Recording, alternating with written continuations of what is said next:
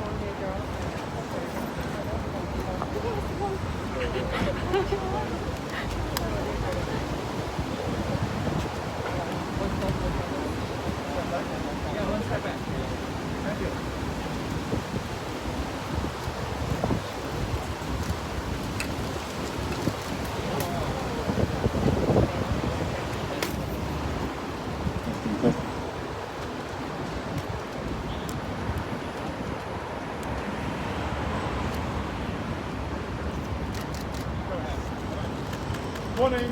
Good morning. Thank you all for coming out this windy morning. I'm James Orkington. I'm founder and editor of Transit Jam, which is a newspaper for sustainable urban transport. And I'm here as a citizen and activist with my good friends and peers Patrick Fong, CEO of Clean Air Network, and District Councillor Paul Zimmerman, who's also CEO of Designing Hong Kong. This morning is supposed to be the CE's policy address, kicking off the legislative year. Obviously Mrs. Lamb's not here. A lot of people are concerned about the missing policy address. We're more concerned about the missing policies. In the last 6 months, we've seen cities all over the world taking drastic action to redefine transport, environment and livability for a green COVID recovery. The C40 group of cities, to which Hong Kong is a signatory, pledges to build back green, to rebuild in a way that improves public health, reduces inequality and addresses the environmental crisis. We have a list of over 800 city policies and initiatives globally which have made more space for people, improved the way people can get around more healthily under COVID-19. Wider sidewalks, encouraging cycling, linking networks, addressing the growth in private cars, cargo bike deliveries. Hong Kong has done nothing in this respect. In fact, it hasn't even had the conversation.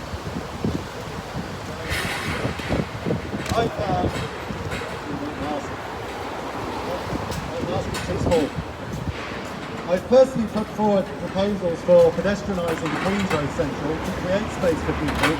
It's exactly the sort of thing that's being done all over the world right now.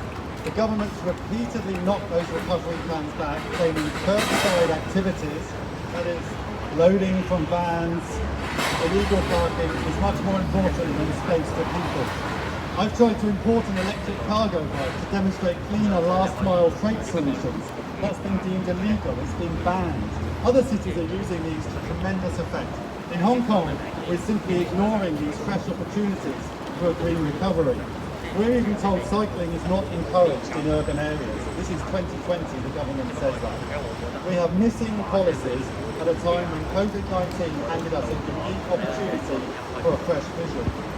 So here are the three of us, and we're limited in number by the social distancing regulations, but of course there's a huge movement of urban planners, transport planners, NGOs, clean air organisations, environmental organisations, climate change activists, livable street activists, architects, all aligned with the need for fresh policy for an equitable clean recovery.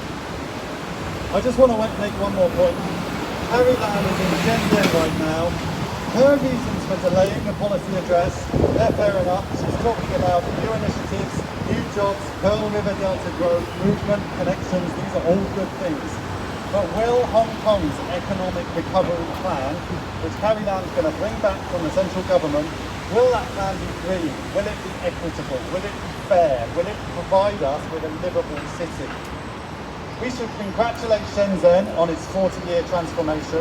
And while Mrs. Lamb's over there today, we hope she looks out on some of what Shenzhen's achieved, notably the electric public transport in which Shenzhen leads the world. That's a city we could almost see from here. It has the same weather, the same geography, the same challenges as Hong Kong, but it's a city which has electrified its entire public transport fleet, 16,000 buses in just a few years. We're not looking in the policy address for piecemeal policies, a few million here for parking Teslas, a few million here for solar panels or for climate change projects. We're looking for leadership, for the government to say, this is our sustainable transport vision, this is our vision for a sustainable green recovery. So with that, I want to pass over to Patrick, who has some policy ideas on that green recovery. Thank you.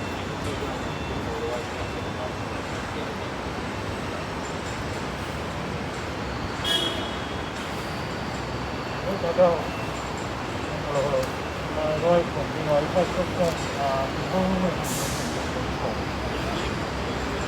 hello，聽唔聽到大家？發出健康空氣。咁今日咧，我諗我哋講緊即係呢個財大嘅呢個 banner 講緊個民間施政報告啦。咁其實兩個含義啦。咁首先第一篇就係。我相信過往有段時間就係政府嘅施政咯，係好多市民都為之失望啦。咁特別就係喺環境、城市發展、公共健康呢啲議題上面咯，咁頭先都好觸及咯。咁另一點就係必須指出，其實政府都係一個無可推卸嘅責任嘅。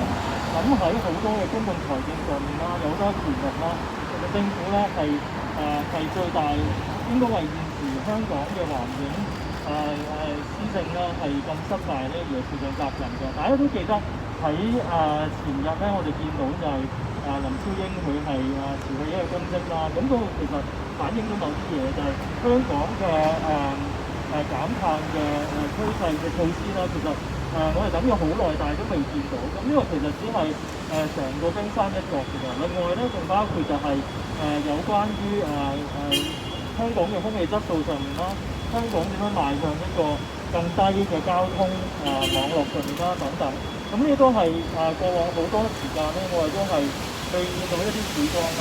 咁今次藉住呢個機會咧，其實我哋想重提下綠色復甦嘅重要性。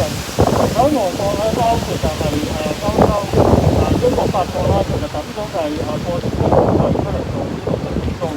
綠色復甦其實有唔少嘅研究都指出咧，係對於嗰個經濟有裨益之餘咧，對長遠嘅減碳啦、環境健康啦都有好大影響。咁喺今時今日香港現在都面臨住第三波尾啦、第四波頭嘅疫症啦。其實香港好需要就係望下點樣喺復甦喺經濟社交復甦之餘咧，仲係諗下點樣去長遠達至環境同埋健康嘅裨益嘅。咁樣我哋先至可以咧面對到未來嘅挑戰。咁呢啲挑戰當然包括長遠啲嘅氣候變化啦。咁但係短期啲咧就係空氣污染咯。咁我哋其實參查過就係1月至9月嘅空氣污染數據啦。其實我哋見到就係空氣污染同嗰個社交距離措施係相互相成嘅。咁個疫症好嚴重嘅時候，多啲社交措施啦。咁其實喺反映嘅空氣污染上邊咧都係類似咁嘅趨勢咯。但係喺9月嘅時候，其實空氣污染已經翻到去一個好嚴重嘅程度啦，比起上年嘅升幅咧係超過1倍。咁呢個都係好現實每一日市民面對嘅問題咯。咁遠就係歐洲嘅經驗啦，但係近咧其實南韓啦都抌咗幾千億出嚟咧去講綠色以及係數碼嘅一個復甦嘅。咁呢啲範疇包括咧就係交通啦、房屋啦、能源上面啦。但係香港似乎呢邊嘅討論咧係非常之缺少。咁我哋認為咧，其實喺人流同埋物流咧點樣處理咧係最大嘅關鍵啦。就包括零排放嘅公共交通啦、零排放嘅商用車輛啦、船隻啦。喺以往以近期講施政報告咧，我哋都係未見到有好多討論咯。另外就係點樣減少車輛嘅增長咯。過去10年我哋有每年有超過4%嘅車輛增長啦。究竟香港係咪仲需要咁多車啦？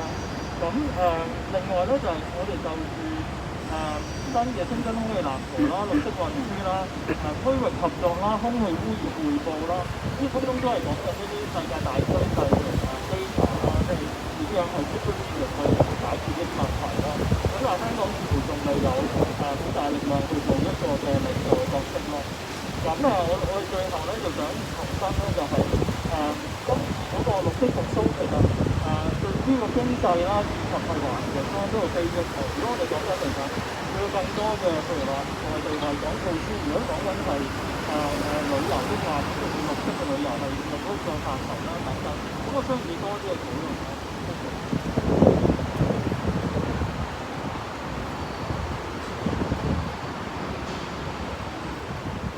So, I'll keep it short because I think James and Patrick has already explained the whole tenet of our presentation today, which is to ask for a green recovery, and that in whatever the government is going to do to now grow the economy is to make sure that we grow green. And if I can take an example, if Carrie Lam is today in China trying to discuss how we can get more tourists to come back to Hong Kong, then I think we need to have a clear understanding of which tourists we want back in Hong Kong. Do we want the tourist that sits in a bus and pollutes our streets and blocks our roads and causes traffic congestion? Or do we want a tourist who arrives not as a group but on its own, takes a train and has a meal in a local restaurant? If I have a choice between the two, how do I make that choice? And if my choice is carbonisation, decarbonisation, what's the carbon footprint of the tourist that I'm after?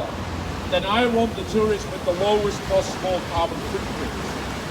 Is that the language that government is currently using, looking forward to grow the economy again? To me, this is an important question. We currently do not see the decarbonisation strategy from government. We don't see a strategy of how to grow the economy out of the current downturn, and we want to see a green recovery. We want to see a clear plan and strategy to grow in a green manner. If I can take one other example is how do we grow the economy? Do we want to grow the economy on a district basis? Or do we want to grow high finance? Do we want to grow trade? Which economic growth is going to give us a greener growth, more sustainable growth? As a district councillor, we believe that we need to grow the district economies. We need to grow the economies of each individual district. Today, when I ask government for support to grow the economy of the South District, they don't have the numbers, they don't have the mechanism to give me support. Edward Yao will talk about finance, he'll talk about trade, but he cannot talk about growing the district economy. So we need a mindset change in government. We want to grow green, sustainable, local. Thank you.